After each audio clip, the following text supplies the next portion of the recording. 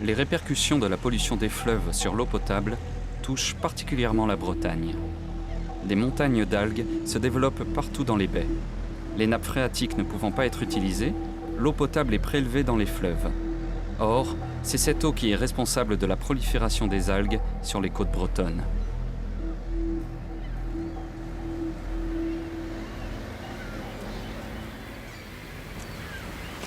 Et bien là, il continue à ramasser ce qui arrive avec la marée, là, hein, les algues vertes. Donc il les dépose là pour que ça s'égoutte, pour après partir, on ne sait pas trop où, puisqu'il n'y a plus de place nulle part. Cette année, c'est 20 000 tonnes qui ont été ramassées sur cette plage-là. Mais il faut surtout faire en sorte que ça ne soit pas mis sur les champs directement, parce qu'en fait, on augmente encore la toxicité de l'eau. La qualité de notre eau ici, elle est exécrable. On a plus de 80% de nitrate dans l'eau ici qui se balade au bord des falaises et des rivières.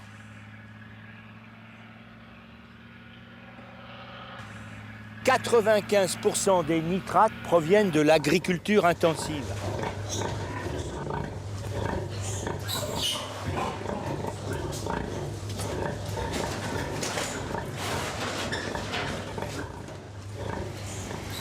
Le lisier va rentrer directement dans la nappe phréatique, arriver à la rivière et nourrir les algues vertes.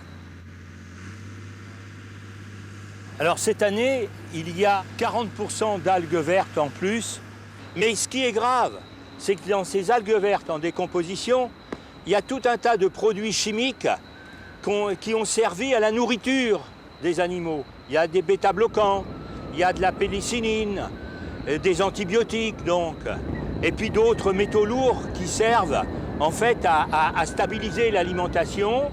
Tous ces produits qui finalement deviennent en fait une bombe de destruction massive dans notre eau, quoi.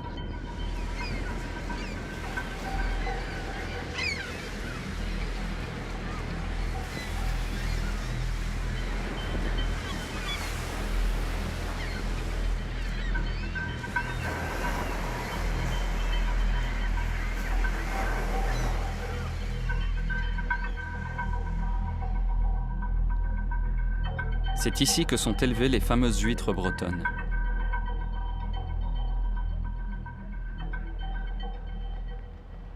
Non, oui, c'est pas évident. Moi, ce que j'ai fait, c'est le constat, si vous voulez, que de plus en plus, il y a des taux de mortalité qu'on est obligé d'intégrer dans la vie de l'entreprise. Dans le temps, la mortalité, c'était un fait exceptionnel. Donc, quand ça arrivait, tout le monde était surpris. Maintenant, la mortalité, c'est tout le temps. Et sur tous les cycles d'élevage. Donc, vous avez de la mortalité sur le naissain, sur le 18 mois, sur le 2 ans et quelquefois même sur les marchandes. On ne sait pas pourquoi, jusqu'à présent, les recherches n'ont rien donné. Donc, non. Il faut aller voir aussi les pesticides, les insecticides. Et là, on ne sait pas trop ce qui se passe au niveau de la redistribution de l'eau et du traitement de l'eau pour l'eau de boisson. On ne sait pas. Donc, quand vous buvez du champagne, moi, j'en vois pas. Si vous saviez comment c'est fait. Parce que c'est traité, c'est des traitements. Le vin, c'est énormément traité.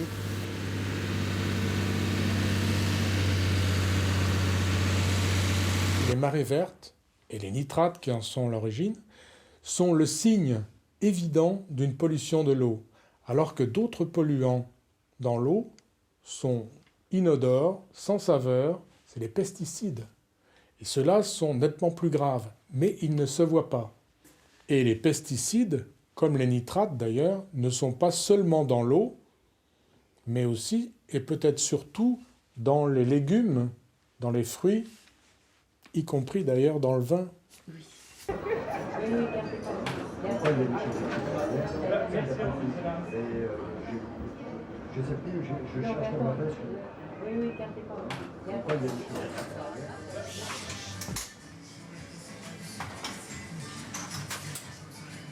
Est-ce que les gens boivent l'eau du robinet là depuis? On en parle beaucoup, on trouve ça un petit peu...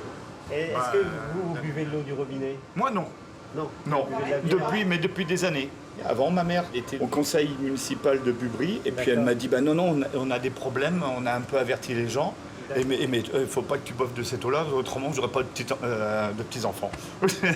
Bon, elle a toujours pas de petits-enfants, mais bon, ça c'est pas à cause de l'eau, c'est juste que j'ai pas fait ma vie tout simplement. Mais depuis ce matin, tu m'empêtes la nuit, toi, file, j'en fous.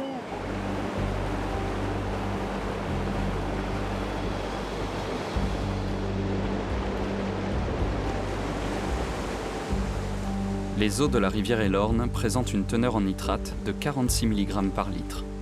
La norme recommandée par l'Union européenne est de 25 mg par litre. C'est ici qu'est captée l'eau pour Brest. On vient que capter l'eau. Vous avez derrière vous, vous avez le dessableur à chicane. L'étape finale sur la clarification, c'est la filtration des eaux.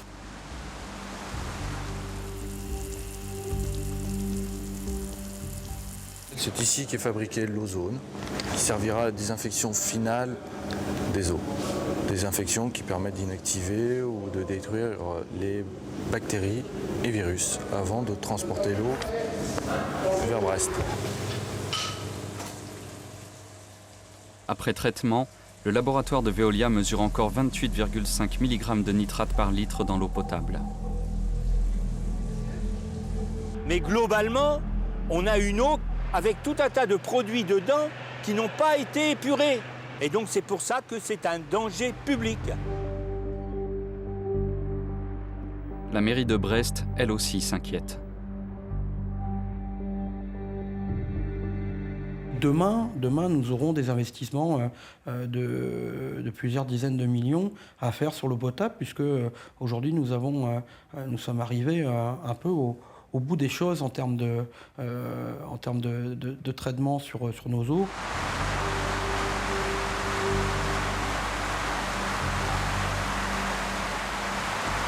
Pour faire face aujourd'hui à ces problèmes croissants de pollution et de qualité de l'eau, on est dans le curatif. Et on développe des technologies de plus en plus complexes, de plus en plus sophistiquées. Et là, des entreprises comme Veolia Suez y trouvent évidemment leur intérêt. Alors, ils développent sans arrêt des nouvelles technologies, l'ultrafiltration, la nanofiltration, l'osmose inverse. Mais c'est une fuite en avant sans issue, parce qu'il y aura de plus en plus de pollution, parce que tout ça coûte déjà extrêmement cher. Et aujourd'hui, il serait beaucoup plus important de prendre les mesures nécessaires afin de diminuer ces pollutions à la source.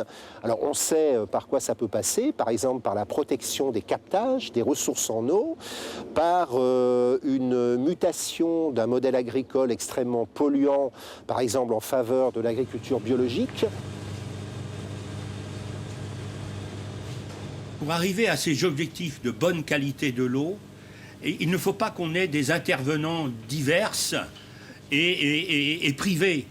Parce que des intervenants privés ont des intérêts justement à pouvoir traiter l'eau en aval.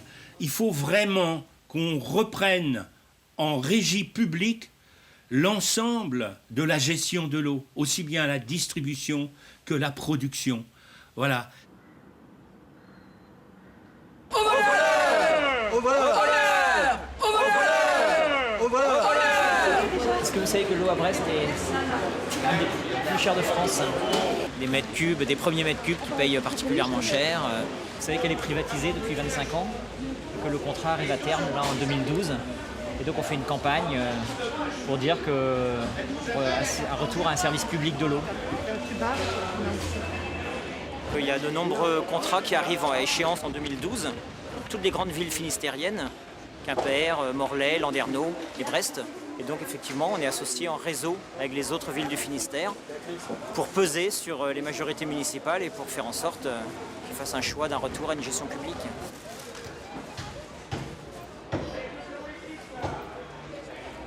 Est-ce qu'il est intéressant pour la collectivité et pour l'usager de republiciser le service? Je réponds plutôt oui, effectivement, à cette question-là.